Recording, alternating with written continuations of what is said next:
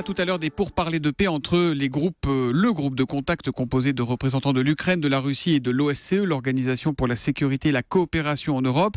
Et de l'autre côté de la table, les rebelles pro-russes. Ça va se passer à Minsk, en Biélorussie. Objectif, négocier une trêve, une vraie trêve. Bonjour Pierre Laurin. Bonjour. Vous êtes journaliste, écrivain et spécialiste de la Russie. S'il faut négocier une trêve, c'est parce que la situation s'est nettement dégradée. Où en est-on aujourd'hui en Ukraine ? Eh bien, la situation est très compliquée. Là où se déroulent les combats, c'est-à-dire dans le Donbass, il y a eu... Dans l'Est ? Dans l'Est, qui est la partie la plus industrielle et qui sert un tout petit peu de grenier, dans un certain sens, de grenier industriel du pays. Actuellement, les combats font rage.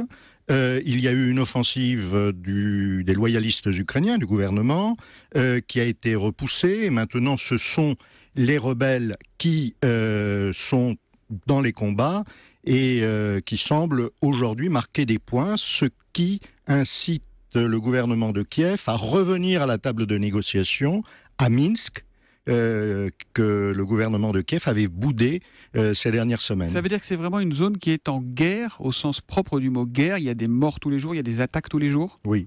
Dans cette partie du pays ? Dans cette partie du pays, il y a des attaques tous les jours, il y a des bombardements tous les jours, il y a des civils qui meurent tous les jours. On a un tweet de Sam qui nous dit « On lit que les pro-russes avancent en Ukraine ». Est-ce que c'est vrai ? Quelle est la réalité du conflit ? Là encore. Est-ce qu'ils essayent de gagner du terrain, les pro-russes, ou est-ce qu'ils essayent simplement de consolider leur position ? Ils essayent de consolider leur position. Ils défendent leur territoire. Ils ne cherchent pas à s'étendre ailleurs que leur territoire, c'est-à-dire en gros les régions de Donetsk et de Lugansk.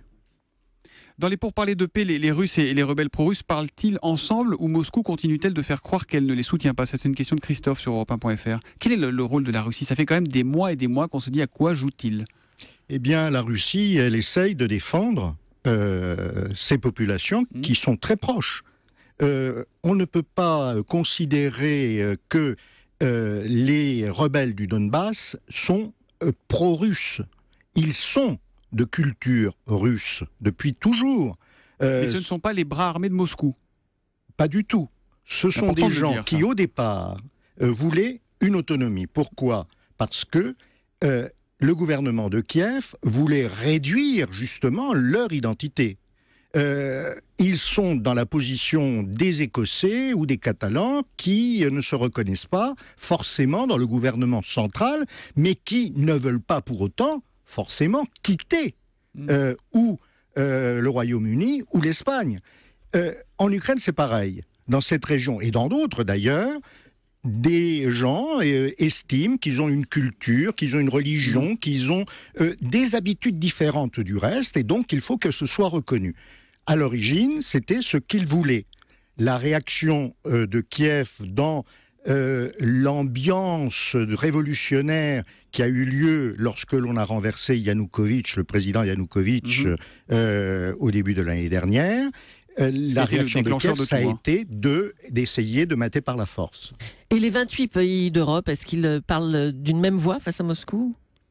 Ils essayent de parler d'une même voix, et c'est ça le problème, en réalité. Le problème ? Oui, pourquoi ? Le problème, parce que l'Europe à 28 est obligée de s'entendre sur le plus petit dénominateur commun.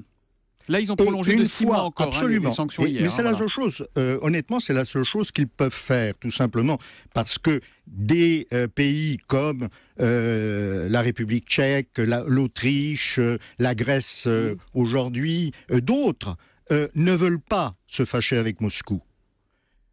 Ils ne considèrent pas que le gouvernement de Kiev ait tous les droits. Donc on se met d'accord à minima, ça sert et pas donc on prolonge les sanctions parce que ça ne fait de mal à personne. On rajoute des noms sur une liste. Ça fait de mal à personne, les sanctions économiques, au-delà des sanctions personnelles. Oui, on a l'impression que ça entendu. affaiblit l'économie russe, ça nous affaiblit, mais que ça ne règle pas le problème. Absolument. Non, ce que je veux dire, c'est ça ne fait de mal à personne au sein des 28, c'est-à-dire que tout le monde est d'accord pour éventuellement ne pas faire marche in arrière, mais ne pas faire non plus une marche avant.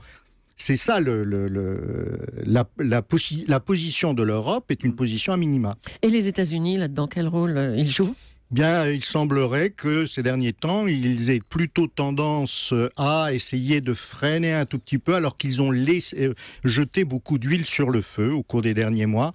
Et là, ils sont dans une position qui est peut-être très légèrement, parce que c'est toujours, ils soutiennent à fond le gouvernement de Kiev, ils rejettent toutes les responsabilités sur Moscou, mais d'un autre côté, pour la première fois, ils reconnaissent qu'il n'y a peut-être pas de troupes russes sur le territoire du Donbass, ce qu'ils n'avaient jamais reconnu jusqu'à présent. On a l'impression qu'il y a de l'intox des deux côtés. Est-ce que vous savez, vous avez des éléments, est-ce qu'il y a oui ou non des troupes russes envoyées par Moscou dans le Donbass? Écoutez, je vais vous montrer, les auditeurs ne peuvent pas le voir, mais c'est mon téléphone portable qui peut prendre des photos, qui peut filmer. Et en Ukraine, dans le Donbass, partout, des millions de gens ont ce genre d'appareil. Vous pensez que s'il y avait effectivement des canons, des chars, des soldats russes sur place, on n'aurait pas des millions de photos? Donc pour vous, votre conviction, c'est qu'il n'y a pas de troupes russes officielles? Il n'y a pas de troupes russes officielles. Qu'il y ait des Russes sur place, c'est effectif. Il y a des agents de renseignement, il y a des compagnies justement de renseignement, mais c'est pas l'armée russe. Il y a des instructeurs. Mais on ne peut pas dire que c'est l'armée russe qui intervient. Pierre Laurin, on parlait des États-Unis. Gorbatchev a accusé les États-Unis d'avoir entraîné la Russie dans une nouvelle guerre froide qui pourrait dégénérer en conflit armé. C'est une prise de parole forte, ça, Mikhail Gorbatchev. Oui, absolument. Mais je crois que Gorbatchev sait très bien de quoi il parle, tout simplement, parce qu'il s'est trouvé, il y a 24 ans, au moment de la disparition de l'Union soviétique, il s'est trouvé grugé par l'OTAN. Il avait donné son feu vert à la réunification de l'Allemagne. Il y avait une partie occidentale, une partie russe, enfin une partie soviétique, pro-soviétique à l'époque. La partie pro-soviétique faisait partie de l'alliance avec la Russie, avec l'Union soviétique, et les Américains s'étaient engagés à ne pas étendre l'OTAN vers l'Est si Gorbatchev donnait son feu vert à la réunification. Il a donné son feu vert et l'OTAN s'est étendue vers l'Est. Donc il a l'impression de s'être fait gruger. Dernière question très rapidement, parce qu'il faut le rappeler, combien de victimes dans ce conflit depuis le mois d'avril? Combien de morts? 5000 à peu près. 5000 morts pour cette guerre qui se poursuit en Ukraine. Essentiellement des civils. Merci Pierre Laurin d'être venu sur Europe 1. Pour aller plus loin sur le sujet, je renvoie à votre ouvrage L'Ukraine entre deux destins, livre qui sortira dans quelques jours aux éditions Bartilla. Merci et bonne journée à vous.